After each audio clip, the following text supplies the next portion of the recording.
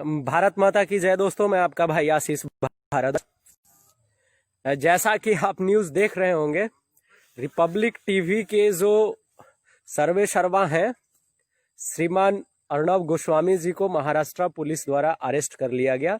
आज उनको असॉल्ट किया गया, उनको मारा जा रहा है, उनके बच्चों को मारा जा रहा है, उनको mother in law father in law को टॉर्चर किया जा रहा है, उनकी वाइफ के साथ ज्यादती की जा रही है।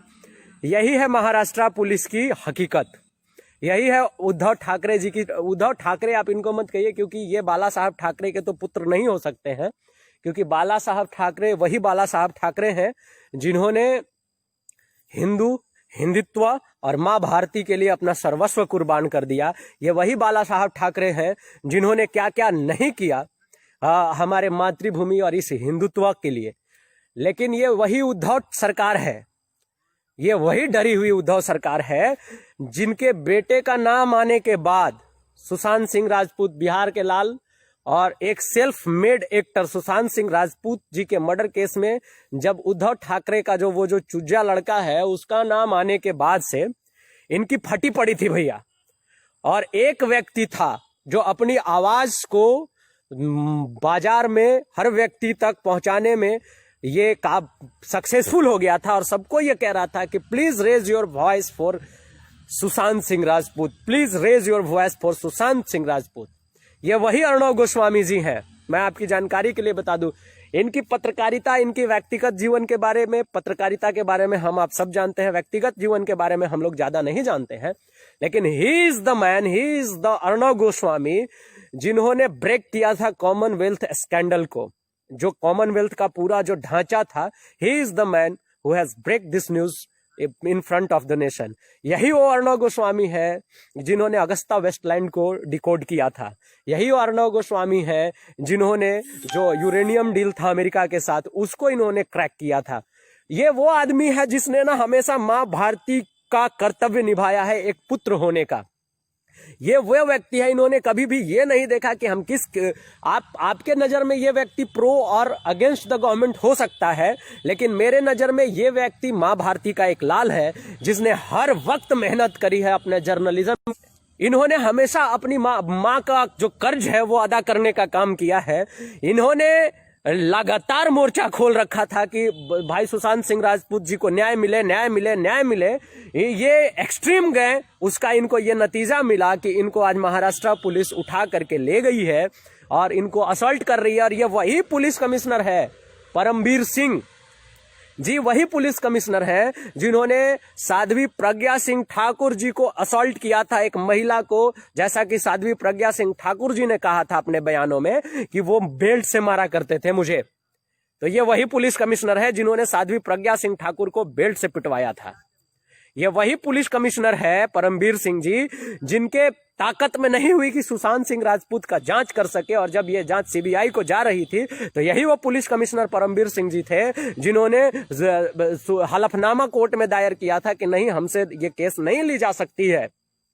ये महाराष्ट्र पुलिस पे परमबीर सिंह एक धब्बा ही है जिन्होंने अपनी जिंदगी में हर वो गलत काम किए जो पुलिस को नहीं करना चाहिए, जिन्होंने हर वो काम किया जो पुलिस के मोरालिटी के खिलाफ है। और आज इनको ये टारगेट दिया गया है महाराष्ट्र सरकार अपने आकाओं के द्वारा कि प्लीज अर्णव गोस्वामी के पीछे पड़ो, एक राष्ट्रवादी आवाज को दबाओ। ये फ्रीडम ऑफ प्रेस और फ्रीडम ऑफ सिविल सोसाइटी पे हमला नहीं है तो क्या है। हमारे देश के जेएनयू में एक लड़का, कुछ लड़के खड़े होकर माँ भारती के विरोध नारा लगा देते हैं, वो फ्रीडम ऑफ एक्सप्रेशन और स्पीच में आता है। लेकिन एक जर्नलिस्ट जब सच की आवाज उठाता है, एक जर्नलिस्ट जब चिल्ला चिल्ला के कहता है कि ये गलत है, ये गलत है, ये गलत है, उस जर्नलिस्ट की आवाज को आप दबाने के लिए उसके ऊपर मुकदमा बनाते हैं। पुराने जो खत्म हो चुके केसेस हैं उनको रिबूट करते हैं, उनको स्टार्ट करते हैं। एक ऐसे पुलिस कमिश्नर को उस व्यक्ति के पीछे लगा देते हैं जो पुलिस कमिश्नर की ट्रैक रिकॉर्ड और पुरानी हिस्ट्री कैसी रही है वो पूरा देश जानता है। और अर्णव गोस्वामी को आखिरकार अरेस्ट करा लिया जाता है। यह पूरी तरीके से एक पूरा जो राजनीति किया गया है, यह पूरे समीकरण ये सुशांत सिंह राजपूत जी के मर्डर मिस्ट्री से शुरू हुई। यह वही मुंबई पुलिस है जिसने अभी तक यह नहीं पता कर पाया कि सुशांत सिंह के साथ हुआ क्या था। ये वही मुंबई पुलिस है जिससे कुछ नहीं हो पाती है। बट हाँ, कंगना रनावत को ये टारगेट करेंगे, जाकर इनकी बिल्डिंग गिराएंगे, अर्णव गोस्वामी को ये अरेस्ट करेंगे। ये वही मुंबई पुलिस है। तो मैं, जो भी भाई मुझे सुन रहे हैं, सभी भाइयों से एक ही निवेदन करूंगा, आवाज उठाइएगा। देखिए, राष्ट्रवादी आवाज, देशभक्त की आवाज, मां भारती के एक सच्चे लाल की आवाज दबनी नहीं चाहिए। उसने हमेशा सच के लिए चिल्लाया है, उसने जिस भी तरीके से बात करी है, लेकिन हमेशा मां भारती को नुकसान न पहुंचे वो आवाज बनकर ये आवाज गुंजा है। तो इस आवाज को दबने मत दीजिएगा। हाथ जोड़ के आप लोगों से निवेदन है, जरूर आवाज उठाइएगा। एक व्यक्ति को आज आपकी जरूरत है जो हमेशा समाज के लिए, देश के लिए चिल्लाते रहा है, बोलते रहा है। बहुत लोग कहेंगे कि बहुत लोगों ने बहुत तरह की बातें उनके बारे में लिखी, उनके बारे में कही, लेकिन मैं जितना अर्णव गोस्वामी को समझ पाया हूं, मैं जिस व्यक्ति की जर्नलिज्म को जितना समझ पाया हूं, अगर आप इस तरीके से एक एक जर्नलिस्ट को चुप कराते रहेंगे, आप अगर इस तरीके से देश में सच कहने वालों को ऊपर मुकदमा करते रहेंगे, तो फिर फ्रीडम ऑफ प्रेस का क्या होगा? फिर अर्णव गोस्वामी जैसे पत्रकारों की अभिव्यक्ति की आजादी की क्या होगी? जो सच्चे बोलने वाले व्यक्ति हैं देश में, उनकी अभिव्यक्ति की आजादी की क्या होगी? अगर कोई देश के जेएनयू में खड़ा होकर मां भारती को गाली देने का काम करता है, उसकी अभिव्यक्ति की आजादी आपको समझ में आ जाती है, तो एक सच्चे इंसान की अभिव्यक्ति की भी आजादी इसमें सुनिश्चित करनी चाहिए।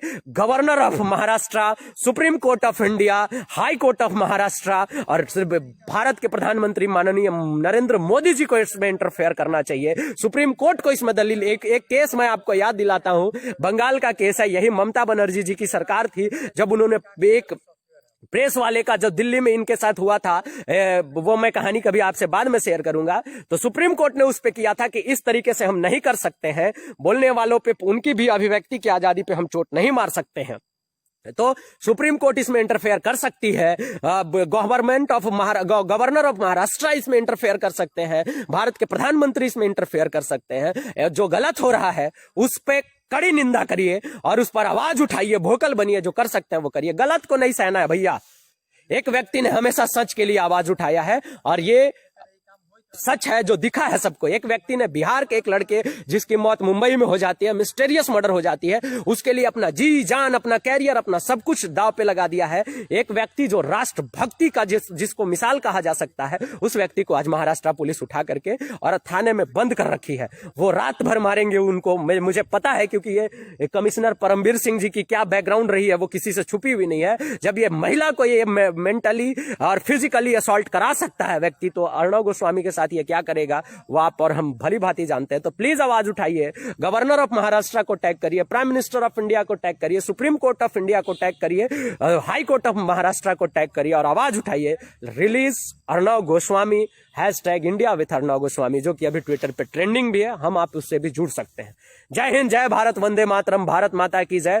जो सही है उसको सही कहने में नहीं डरना चाहिए, उसके लिए जो भी सजा दिया जाएगा मंजूर है, हंसते हंसते लेंगे। हमारे पूर्वजों ने दिखा दिया इनको कि हम क्या कर सकते हैं। आप हमारी आवाज को दबा नहीं सकते हैं। हम बोलेंगे और हम बोलते रहेंगे, और प्लीज बोलिएगा। जय हिंद।